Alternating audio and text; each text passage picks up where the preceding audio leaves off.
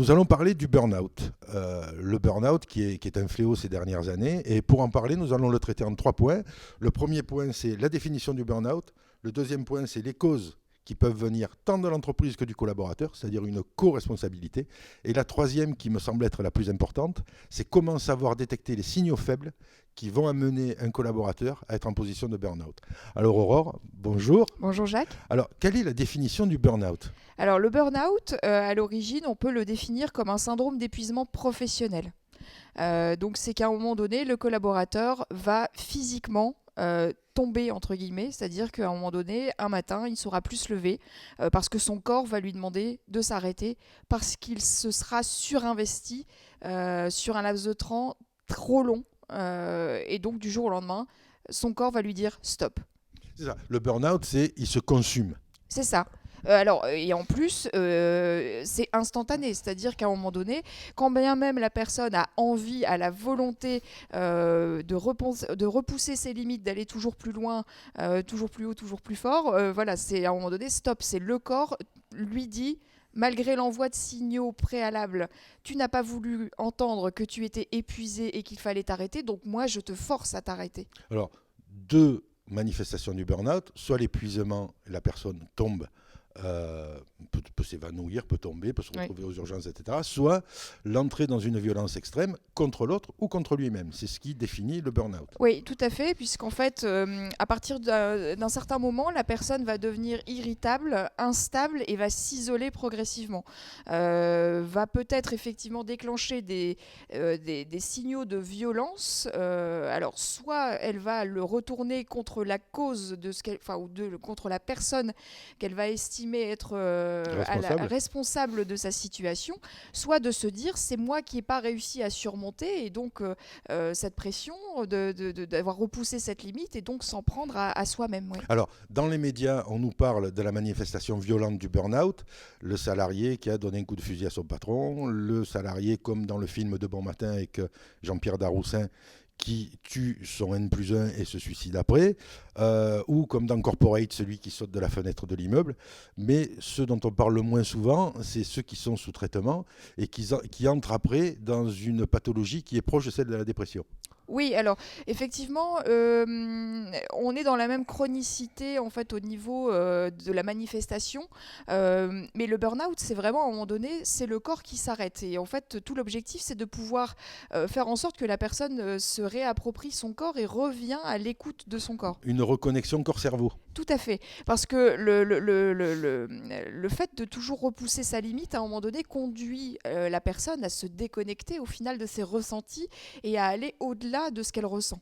Oui, c'est un peu comme si on demandait à la nouvelle étoile montante du saut à la perche, 6 mètres 10 c'est bien, mais tu vas passer 7 mètres. C'est ça. Et donc de toujours fixer des objectifs plus importants. À partir du moment où on a atteint l'objectif, on se dit, de ce fait, je peux me mettre un objectif plus élevé et puis je vais aller au-delà et je vais aller au-delà. Et puis au final, je ne m'écoute pas, je ne m'écoute plus. Y compris les personnes qui peuvent être bienveillantes autour de moi, je ne les écoute pas parce qu'en fait, elles me disent que je dois m'arrêter. Elles ont bien pris conscience du fait qu'il y avait des choses qui avaient changé chez moi. Mais pour autant, moi, je m'estime capable d'eux. Alors, les causes, elles peuvent venir aussi bien de l'entreprise que du collaborateur lui-même. Là, vous faites exemple du salarié qui dit « je peux repousser les limites, je peux repousser mes limites ». Mais l'entreprise aussi peut être à l'origine de ce mal qu'est le burn-out. Alors tout à fait, et c'est pour ça que nous, on utilise volontiers cette terminologie de co-responsabilité, puisque à l'origine du burn-out, il faut pouvoir identifier ce qui peut être une ou plusieurs des causes du burn-out. Donc ça peut être pour partie des choses liées à la vie personnelle, un événement éventuellement dramatique dans l'environnement personnel, mais aussi l'entreprise qui peut être facteur de stress, de pression, de toujours pousser le collaborateur à dépasser ses limites, à fixer des objectifs inatteignables, à toujours éventuellement justifier cela par le fait qu'il faille aller toujours plus loin, être plus performant, parce que le concurrent va au-delà, etc., etc. Et donc créer un climat qui sera propice à la pression et à la surpression. Alors là, on revient un peu sur la qualité de vie au travail, où il faut écouter les salariés. Quand un salarié qui est sur le terrain s'aperçoit que structurellement son marché est en train d'évoluer et que l'entreprise ne fait pas évoluer son produit en phase avec le marché et continue à donner des objectifs toujours plus hauts, toujours plus forts, là aussi, il y a une source de désemparement du salarié. Oui, tout à fait, puisque là, à partir du moment où l'écosystème n'est pas favorable au développement et au fait que l'objectif soit plus important que l'année précédente, s'il n'y a pas ou plus de marché ou qu'on voit une tendance à ce que le marché décroît sur cette partie-là, on ne peut pas légitimement continuer à fixer des objectifs toujours plus importants dès lors qu'il n'y a plus de matière à exploiter. Donc c'est aussi un facteur de démotivation et de fatigue et d'épuisement aussi pour le collaborateur. Donc là, effectivement, c'est à lui de se poser les bonnes questions, aussi de se dire, est-ce que je dois continuer la collaboration avec ce type d'environnement qui, au final, me fait du mal? La caricature, c'était à l'époque où les ordinateurs sont arrivés en masse dans les entreprises. Comment pouvait-on donner des objectifs à la hausse à des vendeurs de machines à écrire? Oui, c'est pas compatible, mais parce que encore une fois, maintenant, dans les organisations, il faut avoir vraiment cette vision plus globale et plus perméable entre l'entreprise et ce qui se passe autour d'elle. De plus en plus, aujourd'hui, on a ce qu'on appelle les méga trends au niveau anglo-saxon, c'est-à-dire que quelles sont les tendances fortes et majeures de l'environnement global qui impactent sur l'environnement de l'organisation de l'entreprise. Alors, comment, et ça c'est très important, savoir détecter les signaux faibles du burn-out? Alors là, aussi bien quand on est collaborateur de l'entreprise, à proximité directe d'un salarié, que représentant du personnel, que DRH, comment on articule tout ça pour savoir détecter et être en prévention plutôt qu'en curation, quoi. Alors, c'est vrai qu'il y a un certain nombre de signaux qui doivent alarmer. Alors, il y a aussi les proches familiaux, les amis, qui peuvent être un soutien aussi là-dessus. Tout repart vraiment sur une notion de bienveillance. C'est-à-dire qu'à un moment donné, dès lors qu'on va éventuellement détecter quelqu'un qui va dormir de moins en moins bien, qui va éventuellement se réveiller de plus en plus fréquemment, qui va dormir à un nombre d'heures de plus en plus restreint, quelqu'un qui va éventuellement progressivement moins s'alimenter, ou à l'inverse se suralimenter, ou alors qui va commencer à manger des sucreries, à aller à la machine à café plus souvent, passer de 0 mug à 10 mugs de café par jour. Voilà, c'est des petites choses où effectivement il faut prêter attention, qui rejoignent un peu le pilier de la santé dont on parlait tout à l'heure, c'est-à-dire qu'à un moment donné, la personne va commencer à vouloir se doper, entre guillemets, va se mettre à fumer, va se mettre à manger, va se mettre éventuellement à avoir des consommations d'alcool, des conduites addictives, des changements de comportement, va devenir irritable, va prendre de moins en moins de pauses, va prendre sa pause café ou prendre sa pause déjeuner derrière son clavier, va continuer à répondre à ses mails à pas d'heure ou à l'inverse très tôt le matin.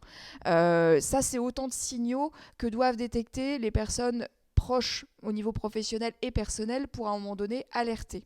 Alors, comment on articule cette alerte?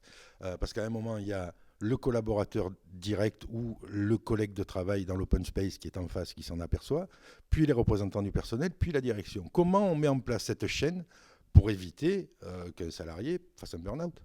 Alors, la plupart du temps, en fait, les collègues vont en parler en direct à la personne. C'est pas forcément ce qui va marcher le mieux, parce que la personne n'a pas conscience, elle, qu'elle est en situation éventuellement d'épuisement ou qu'elle va finalement déclencher un syndrome de burn-out à un moment donné ou un syndrome d'épuisement professionnel. Donc, la meilleure technique à un moment donné, c'est de pouvoir corréler cela avec des indicateurs en interne. Les DRH, généralement, pourraient avoir un certain nombre d'indicateurs qui peuvent aussi alerter des fréquences d'absence, de retard, des choses comme ça, ou éventuellement des indicateurs de performance d'objectifs moins bien atteints, mais qui ne se justifient pas par rapport à un marché comme on a pu en parler tout à l'heure. Donc, la meilleure coordination possible, c'est à partir du moment où un proche collaborateur va remonter déjà au manager et déclencher peut-être une zone de dialogue. Je pense qu'effectivement, l'objectif, c'est de pouvoir réhumaniser et de pouvoir faire en sorte que ce soit les personnes extérieures à la personne concernée qui puissent se coordonner. Donc le collègue direct, le manager, le représentant du personnel éventuellement via la commission santé-sécurité au travail et en dernier lieu, effectivement, le DRH avec un partenariat médecine du travail. Alors, et là, après, que fait le DRH quand il s'aperçoit qu'il y a un sujet qui est sensible et qui est un sujet qui est au bord de la crise de nerfs, au bord du burn-out? Quels sont les outils qui sont donnés au DRH pour éviter la catastrophe?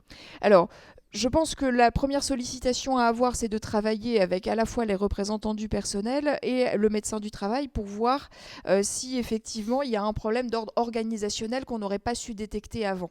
Nous, ce qu'on préconise également, c'est d'avoir en parallèle de cela un accompagnement psychologique de la personne, mais qu'elle est libre d'accepter ou non. Parce qu'en fait, à un moment donné, quand on détecte une situation potentielle de burn-out, on ne sait pas forcément si la cause principale vient de l'environnement de travail ou de l'environnement personnel.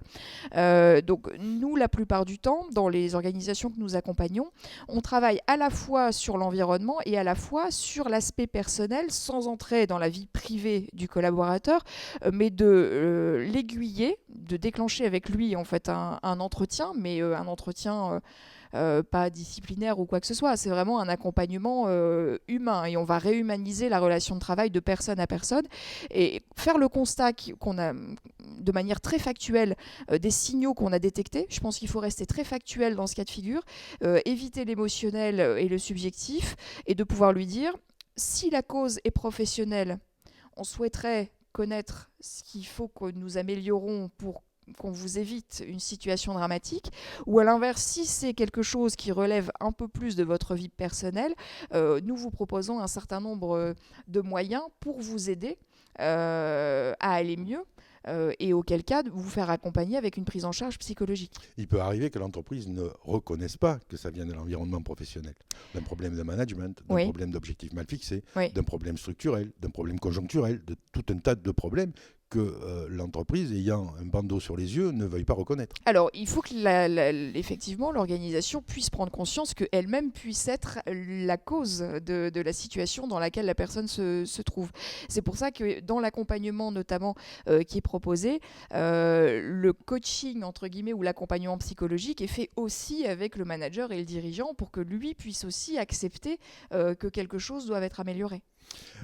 La commission santé-sécurité, conditions de travail, la CSSCT, peut aussi demander un audit, une expertise d'un organisme qui vient mesurer l'impact du management, l'impact de l'organisation sur l'état de santé des salariés. Oui, tout à fait, puisqu'en fait, encore une fois, c'est un équilibre vraiment très difficile à trouver, mais il y a toujours cette dimension qu'on ne peut pas exclure que ce soit complètement professionnel ou complètement personnel, et le travail doit être vraiment plus global au niveau d'une gouvernance, au niveau d'une organisation, au niveau d'une stratégie, et où effectivement, le fait de faire intervenir un organisme externe, une expertise externe ou un consultant externe peut être aussi un moyen un peu plus objectif de pouvoir faire un constat, un diagnostic, de poser, là volontairement j'utilise le terme de diagnostic, pour mettre en évidence le fait qu'une organisation puisse ne plus fonctionner correctement également.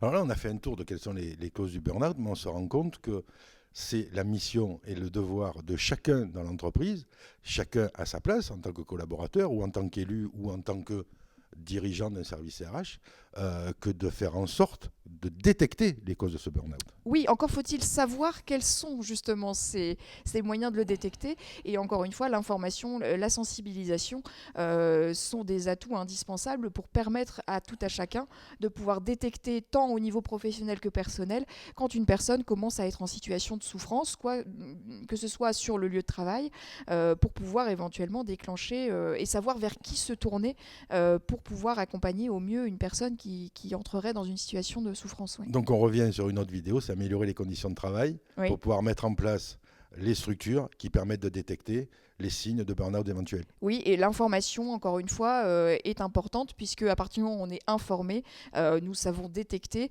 Et si nous savons détecter et qu'en plus nous avons les moyens en interne et en externe, et si on sait vers qui orienter, c'est ce qui permettra de gagner du temps et de faire en sorte d'éviter à intervenir de manière curative et plus de manière préventive. Mais je crois qu'on a fait le tour et qu'on vous a bien aidé à détecter les signes du burn-out et à définir le burn-out pour éviter que dans les entreprises, il y ait des drames face à la une des médias ou pas. Et ceux qui ne le font pas sont très nombreux, mais ce n'est pas sans conséquence non plus. Merci Aurore. Merci Jacques.